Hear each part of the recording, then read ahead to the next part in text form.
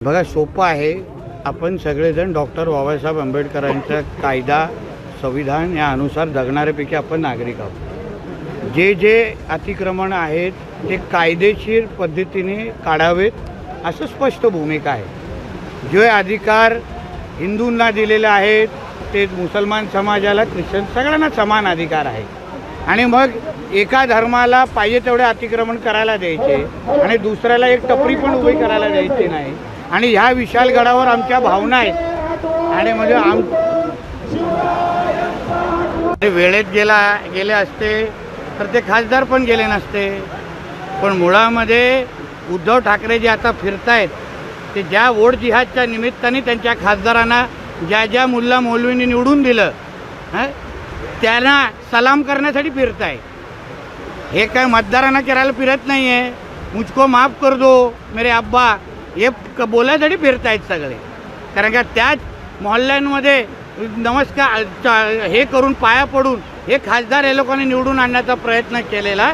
पण शेवटी हे खासदार हिंदुत्ववादी विचाराचे आहेत, बाळासाहेबांचे खरे मावळे म्हणून ते बाळासाहेबांच्या शिवसेनेमध्ये आलेले आहेत. काल एकत्र देखील विमानामध्ये दिसले ते जाण्यापूर्वी. नाही ते ठीक आहे. विमानामध्ये असंख्य वेळी एकत्र प्रवास. आता कमर्शियल विमान आहे, आम्ही एक दुसऱ्याला विचारून तरी तिकीट काढतो. आता फडणवीस साहेब त्याच विमानाने जात होते.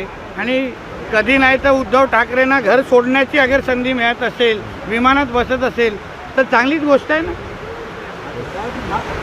महाविकास आघाडीची एक बैठक झाली, त्या बैठकीला आमदारांनी दांड्या मारलेल्या आहेत. काय शेवटी तुम्हाला खुर्च्याच दिसतील, बाकी काय दिसणार नाही. चांगलं चला वाड्याचा एक चान्स आहे. एक हा विषय संपवतो. ज्या आपली इकडची देवी आहे त्या देवीच्या जीर्णोद्धाराची जबाबदारी आता आमची आहे. कारण का आमच्याच हिंदुत्ववादी कार्यकर्त्यांना त्यांनी त्याचं जतन करण्याचं काम त्या देवीचं आता चांगल्या पद्धतीने आत्तापर्यंत केलेलं आहे. हिंदुत्ववादी विचाराचं सरकार म्हणून आम्ही जसं असंख्य मंदिरांसाठी आम्ही त्यांच्या सुशोभीकरण जीर्णोद्धारांसाठी आम्ही पुढाकार घेतलेला आहे, तसंच या विशालगडवर असलेल्या त्या देवीचा जीर्णोद्धार करण्याची जबाबदारी आमच्या महायुती सरकारची आहे. आणि म्हणून त्या निमित्ताने भविष्यामध्ये जास्तीत जास्त हिंदूंनी कुठलीही भीती न ठेवता आमच्या विशालगडावर यावं, अभिमानाने यावं एवढं आपल्या माध्यमातून आवाहन करतो. हे बेकायदेशीर आहेत. पुरातन खातं, महसूल खातं, वन खातं ह्या सगळ्यांच्या माध्यमातून येणाऱ्या काळात कायदेशीर मार्गाने आणि जो नियम हिंदूंना लागतो तोच नियम बाकी सगळ्या धर्मांना पण लागतो. आणि त्या दृष्टिकोनातून विशालगडला मुक्ती जे प्रत्येक शिवप्रेमीची इच्छा आहे, प्रत्येक हिंदुत्ववादी विचाराचे कार्यकर्ते इच्छा आहे, ती निश्चित पद्धतीने होईल एवढा विश्वास देवाभाऊच्या सरकारच्या वतीने मी सगळ्यांना देतो. दुजाभाव जो केला जातो तो तुम्ही स्वतः अनुभवला, अशा प्रकारचं आपण भाषणात उल्लेख केला. नेमका दुजाभाव काय दिसला आणि त्या अधिकाऱ्यांना तुम्ही काय सांगता? बघा अतिक्रमणासाठी काही कायदे बनवलेले आहेत.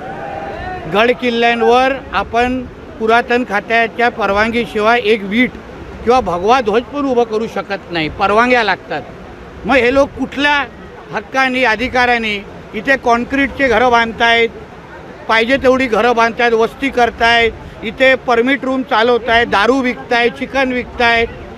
हेच अगर त्यांच्या जामा मस्जिद हाजी अली दर्ग्यावर केलं तर चालेल का? मग हा जो नियम मस्जिदीला लागतो तोच नियम आमच्या हिंदू धर्मस्थळांना आणि आमच्या शिवरायांच्या गड किल्ल्यांना पण लागणार. आणि म्हणून तिथे अगर तुम्हाला अतिक्रमण चालत नाही तर इथे पण अतिक्रमण आम्हाला चालणार नाही. ही भूमिका आमच्या हिंदुत्ववादी विचाराची सरकारची आहे. गड चढत असताना तुम्ही सांगितलं की मी यादी बनवत गड चढत होतो, सोमवारपासून फटाके त्या ठिकाणी वाजतील.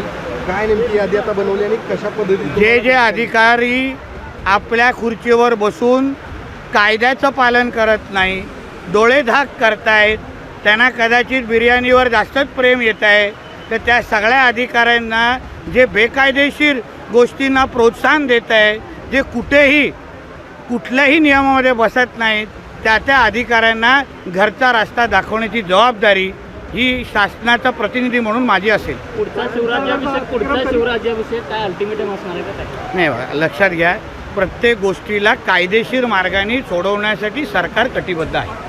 पुढचा तिसरा ह्या गोष्टीवर आता त्याला टाळ्या मिळवण्यापर्यंत चांगलं असतं, पण शेवटी सगळ्या गोष्टीला विचारपूर्वक कायमस्वरूपी नुसतं एकदा काढलं परत त्या सगळ्या गोष्टी आला असं चालणार नाही. कायमस्वरूपी काढण्याच्या दृष्टिकोनाने आम्ही कटिबद्ध आहोत. तुम्ही स्वतः म्हणला की बुलडोजर देखील चालण्याची वेळ करू. अगर कोणी इथे बेकायदेशीर पद्धतीने पोलिसांच्यावर अगर जोर जबरदस्ती केली, बेकायदेशीर पद्धतीने अगर जमीनच लँड जिहादच्या निमित्ताने सोडायला नसेल, तर आमच्या देवाभाऊचे बुलडोजर तयार आहे, ऑइलिंग करायला दिलेत, येतील आपल्या त्या ठिकाणी इथपर्यंत. कायदा सांगतात आमच्याकडे कागदपत्र आहेत असं देखील अनेक जण सांगताना आलेले आहेत. आणि ती लढाई अर्थातच पुरातन न्यायालयात आहे. खात्याच्या निमित्त पुरातन खातं, वन खातं, महसूल, मी काय सरकारचा मंत्री म्हणून जबाबदारीने सांगतो, असा कुठलाच कायदा नाही ज्याच्यावर गड किल्ल्यांवर तुम्ही पुरातन खात्याच्या अंतर्गत असलेले हे गड किल्ल्यांवर तुम्ही कॉन्क्रीटचं बांधकाम तुम्ही करू शकता. म्हणून बोललो ना, त्या अधिकाऱ्यांनी माझ्याशी बोलावं, आपण माहिती घेऊ.